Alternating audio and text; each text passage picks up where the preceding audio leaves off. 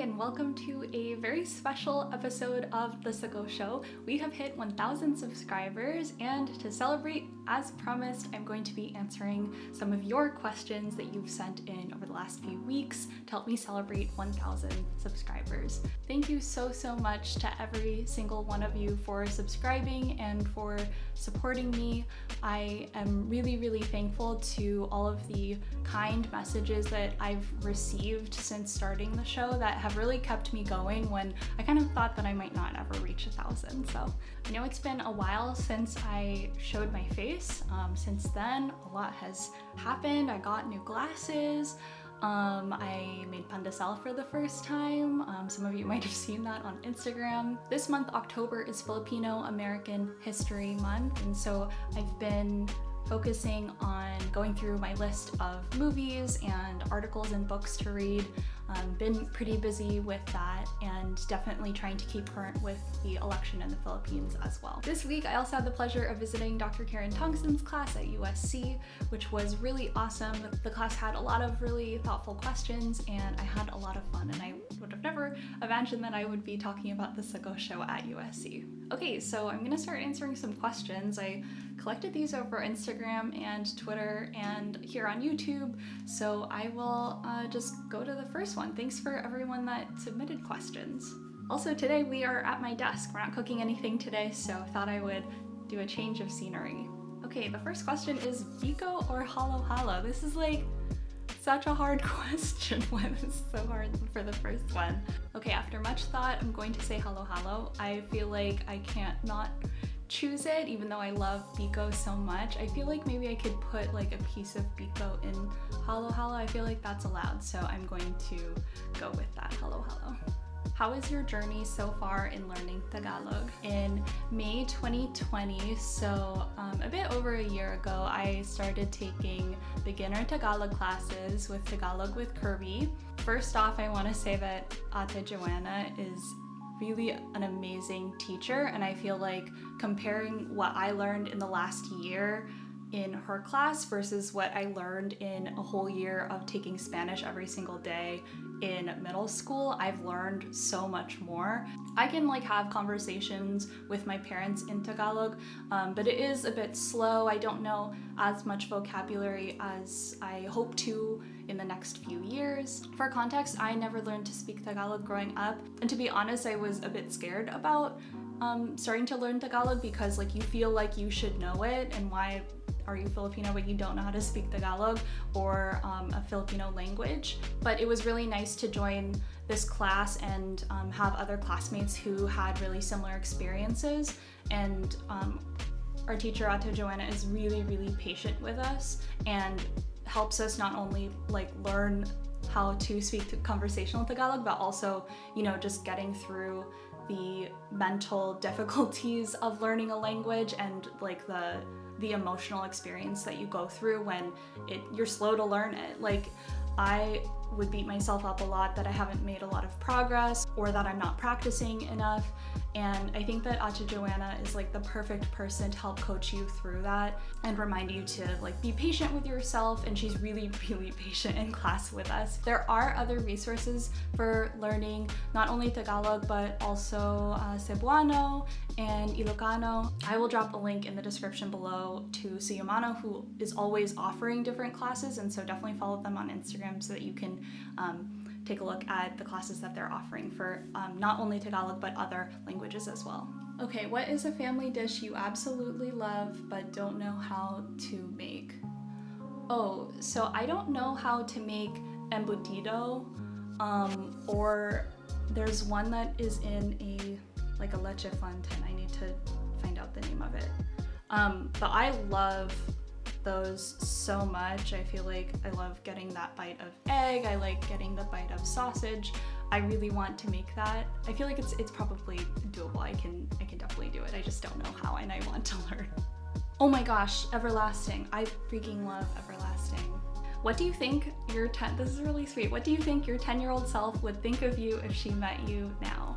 I think that she would be happy that even though I am no longer in school and that I am now late into my 20s, that I still am learning and growing a lot. I think that, like, looking back, there was a period of time where I really tried to fit myself into a certain path and fit a certain mold.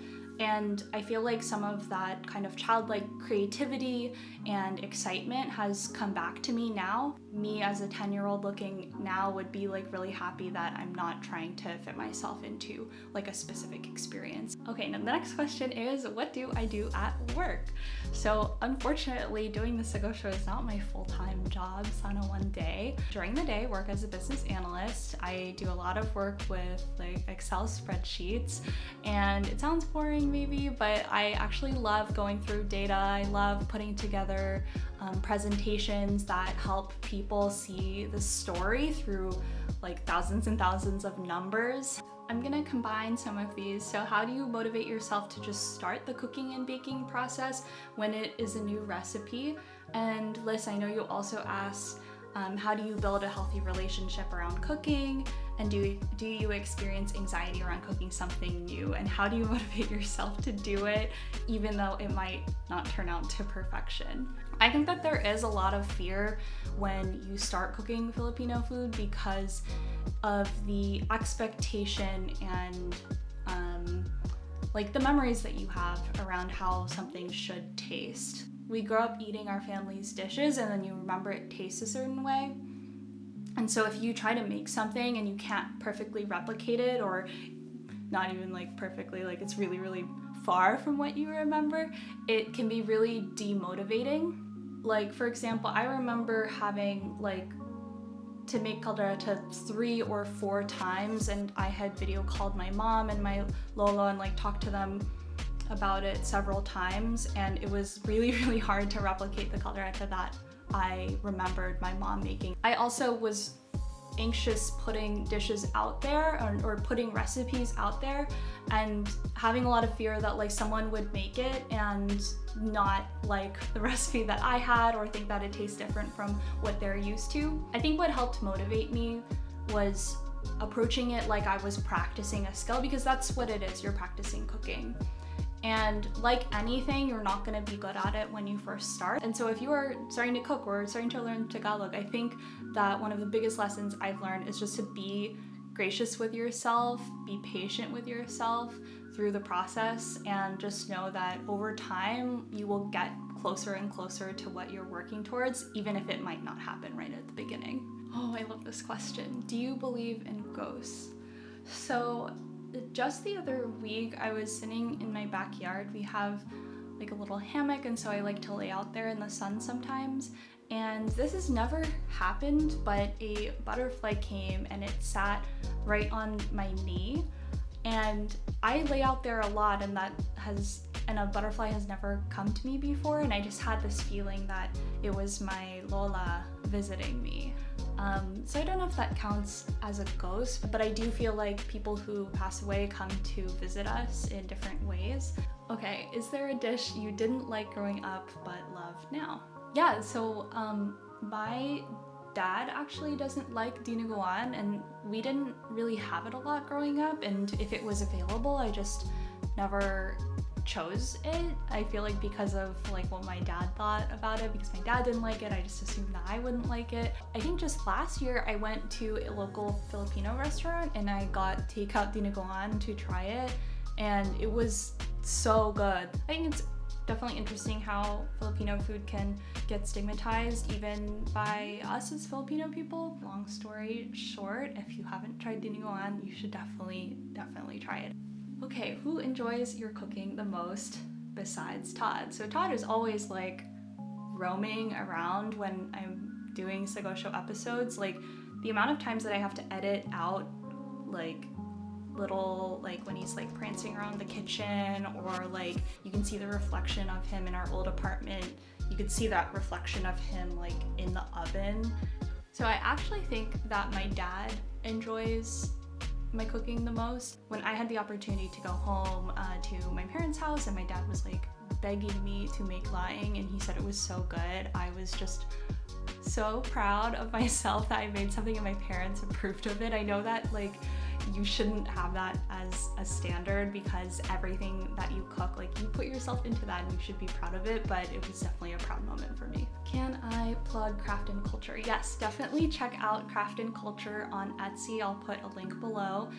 Pauline makes really awesome designs and you should definitely check them out. And I think they're doing a special for Filipino American History Month. When was the last time you were in the Philippines? So I went in 2017. I had just quit my first job out of college and I asked my mom and my tita if we could all go together. I think I have like a really different experience each time I go, especially as I get older. So I hope and pray one day I can go back again, and I think that my experience would be really different again.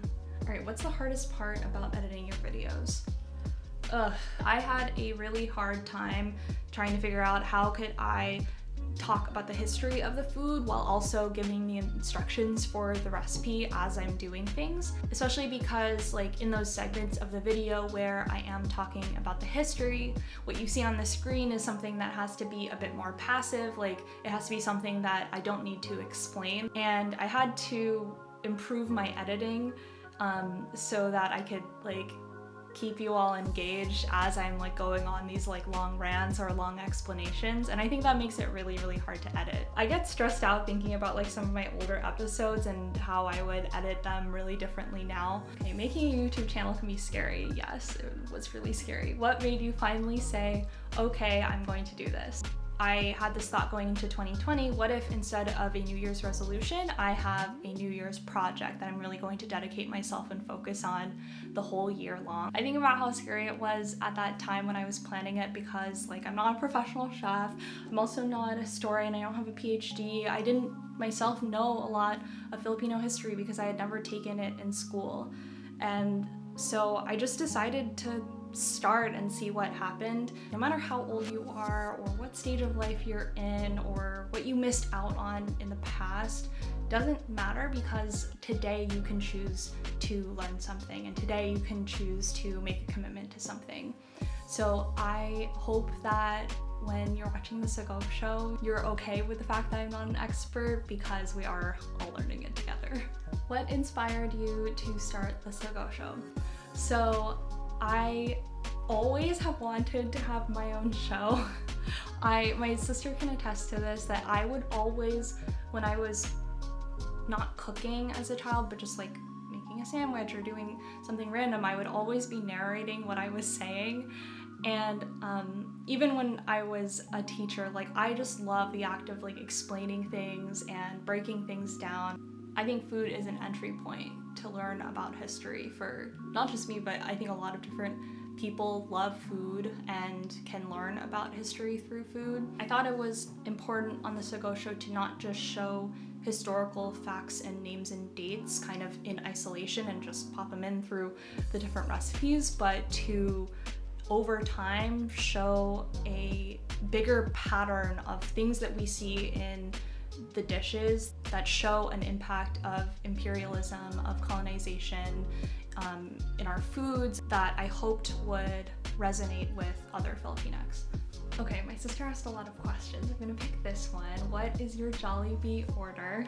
Short answer is I just ordered too much because like it's really embarrassing when I get my order back from Jollibee. Like I can tell how many people they thought were ordering based on the number of utensils that they give me. But what I really like to order is a bucket of spicy chicken, and then I like to have my own Jolly spaghetti and also a pineapple chiller and a peach mango pie, of course.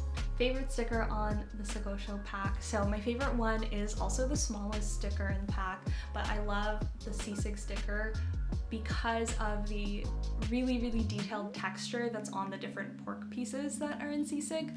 Like even the pig ear, you can tell it's chopped pig ear because of the way that it looks, and I love that Sarah put so much detail into it. Okay, Sarah asked a recipe that is too difficult that you won't attempt but you wish you could. I've definitely gotten multiple requests to do an ube cake, like like the one at Red Ribbon. So I just have to say it now that don't hold your breath for that one. I still have to become like a good baker in order to present you with a cake that is gonna look as good as the one from Red Ribbon. Abby from the Desolate Kitchen does have a post on the ube cake, so I would say go there first. Maybe one day Abby can teach me how to make that cake and then we can do that episode. And then this last one, I would like to know if you've received feedback from family, others that live in the Philippines, and if so, what has been the reaction to your recipes and info that you present on colonialism, fair trade, etc. So I was really nervous for any members of my family to see the Sago Show because I just knew that like I'm not an expert on cooking and also not an expert on history, and they aren't either, but they certainly know more than I do. So I was super nervous, but all of my family members have been really supportive, and I always get a text from one of them. I was the first view on the video. I think that with regards to the information and topics that I present on the Sago Show, I think have led to really good discussions with me and my family. Like, for example, what is Filipinx?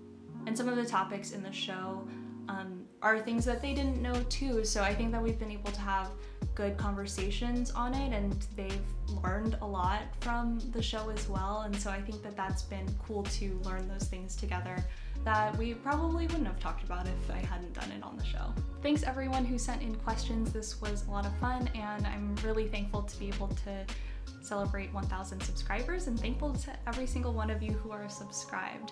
Make sure to follow me on social media if you want to see what I'm up to in between videos, and stay tuned for the next episode of the Sago Show. Salamat!